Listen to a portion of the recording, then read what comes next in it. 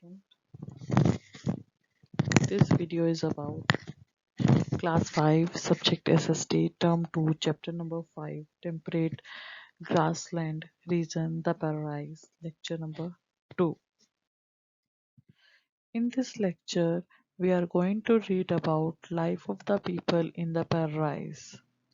The paradise of the United States are sparsely populated. Sparsely means होता है in the less quantity, मतलब कम populated है। जो paradise है यूनाइटेड स्टेट का वो बहुत ही कम पॉपुलेशन वाला है, वहाँ पे लोग बहुत कम है। Most of the people are the descents of European settlers while others are farmer. Descendants का मतलब होता है people following the family line या चिल्ड्रन, मतलब जो उनकी फैमिली पहले से करती आ रही है वो, या फिर उनके बच्चे। ठीक है, तो मोस्टली वहाँ के लोग वही हैं जो यूरोप में सेटल्ड हैं और उनके बच्चे उस जगह पर रह रहे हैं या तो फार्मर हैं वो। Some grow crops and some rear livestocks. बेटा रियर लाइव स्टॉक होते हैं जैसे कि जो पशु उनके पास होते हैं उन्हीं में उन्हीं के मिल्क को बेचकर उन्हीं के मांस को खा के ऐसे गुजारा करना। ठीक है, कुछ लोग क्रॉप्स उगा के अपना जीवन व्यतीत करते हैं, कुछ लोग अपने पशुओं की हेल्प से ही जो पैसे आते हैं या जो वो चीजें मिलती हैं उन्हीं से अपना जीवन व्यतीत करते हैं। Those who rear livestock are called gauchos. जो अपना जीवन पशु को चराने में, पशु को पाल के रखने में व्यतीत करते हैं उन्हें गोचूस बोलते हैं। Sorry. Now farming in the paradise region. जो पैराडाइज रीजन है वहाँ पर फार्मिंग कैसी होती है हम वहाँ उस बारे में पढ़ेंगे। Agriculture.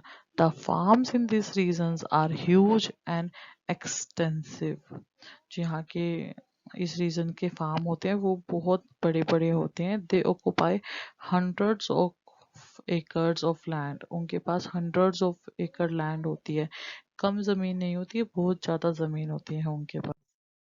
All the agricultural activities are done with the help of machines and other scientific method। जितनी भी यहाँ पर एग्रीकल्चर एक्टिविटीज होती हैं वो या तो मशीन्स की हेल्प से की जाती है या साइंटिफिक मेथड की हेल्प से की जाती है, मतलब इतने ज़्यादा वो advance. Fertilisers are also use. Fertiliser भी यूज किए जाते हैं जो जमीन की उपजाऊ क्षमता को बढ़ाते हैं, फर्टिलाइजर्स। ठीक है, wheat is produced in a large quantity, so this region is sometimes called the wheat basket of the world। यहाँ पर सबसे ज्यादा उगाया जाता है, वीट उगाया जाता है, इसलिए इस रीजन को, इस इलाके को the wheat basket of the world भी बोला जाता है। Other major crops of regions are maize, barley, rice and oats। और भी क्रॉप्स यहाँ पे उगाई जाती है जैसे मेज, मक्का, barley,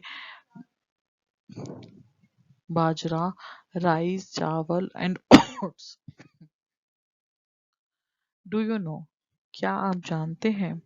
soil in the grasslands is very fertile and is called चरनोसम।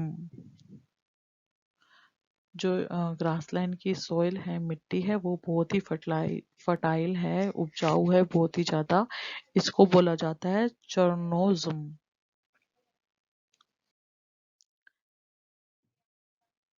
Cattle ring. जो लोग पशु पालते हैं उनके बारे में अब हम पढ़ेंगे। Another occupation of people in this area is ring of animals. यहाँ पर एक और ऑक्यूपेशन है, एक और काम है, यहाँ के लोग पशुओं को चराते भी हैं।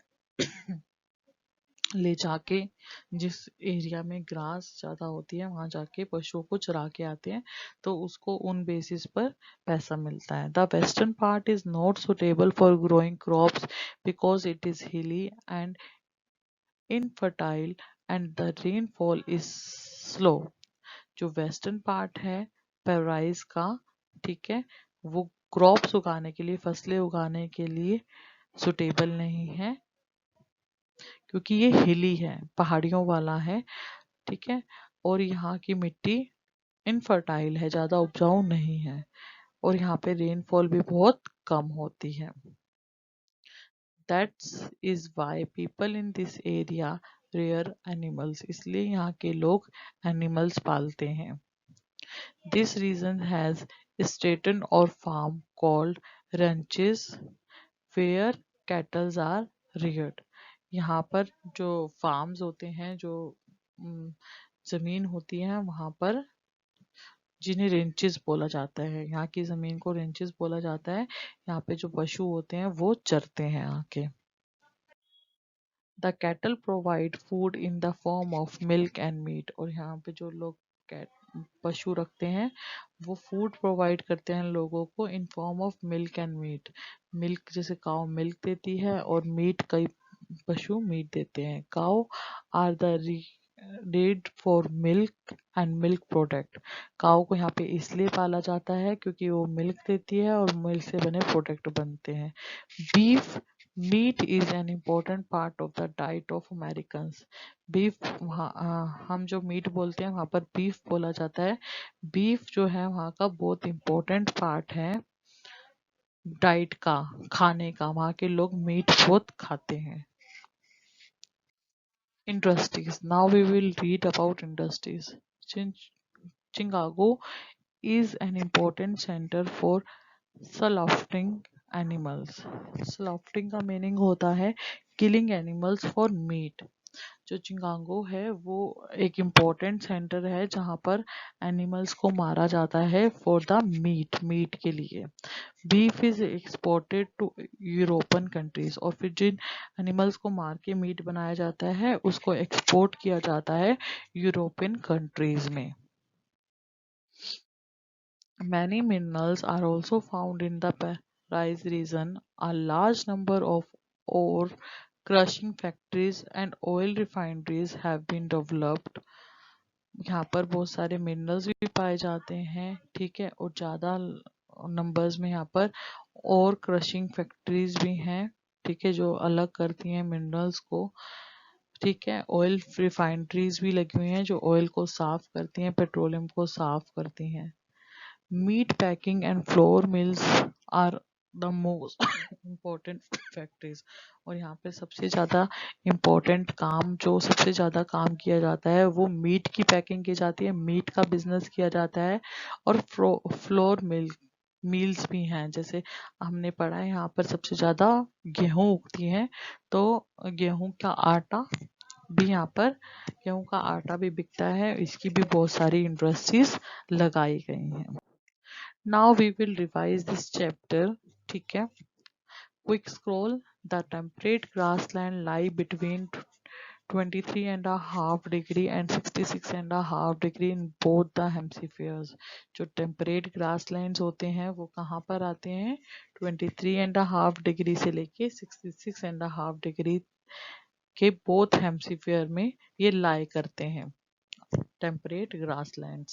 The temperate grasslands of North America are called the prairies. और जो टेम्परेट ग्रासलैंड है नॉर्थ अमेरिका का उसको क्या बोलते हैं? prairies बोलते हैं.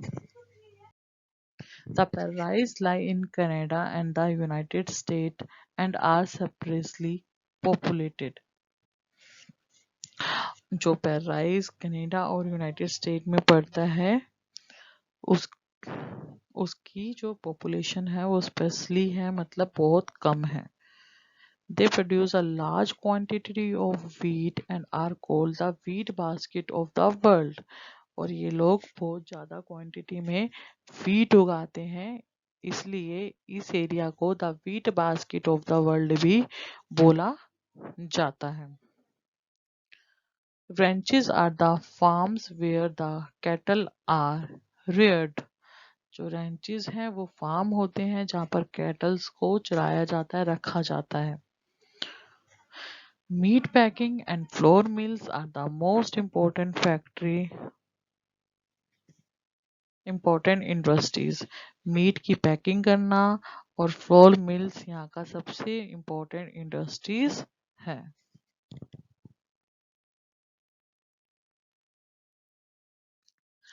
Now class 5 subject SST term 2 chapter 5 temperate grassland region the prairies lecture 2 homework. Now homework डालने से So today's homework is do book exercise of chapter 5 question A, B, C and D in book। आपको book exercise का question A, B, C, D आपको book में ही करना है। A question multiple choice question है, B question filling the blanks and C question true false, D match the following। ये आपको book में ही fill करनी है। And question E part 4 What is a wrench? Wrench क्या होता है? And question number 5 What is the main occupation of the people of the Paradise? जो लोग पैराडाइज में रहते हैं उनका ऑक्यूपेशन, मेन ऑक्यूपेशन क्या होता है, ये आपको लिखना है नोटबुक में।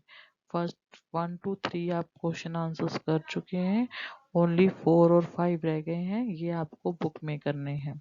ठीक है, 2 question answer. What is a ranch? Ranch क्या होता है? What is the main occupation of the people of the paradise? Paradise में रहने वाले लोगों का मेन ऑक्यूपेशन क्या है? ठीक है बेटा, अगर आपको कोई डाउट है इस चैप्टर में तो आप लाइव क्लास में आकर अपना डाउट्स क्लियर कर सकते हैं। ठीक है, और आप अपना नोटबुक में और होमवर्क में नोटबुक में और बुक में गुड हैंड राइटिंग में होमवर्क करें। ठीक है बेटा, bye bye, have a nice day, be safe, be happy.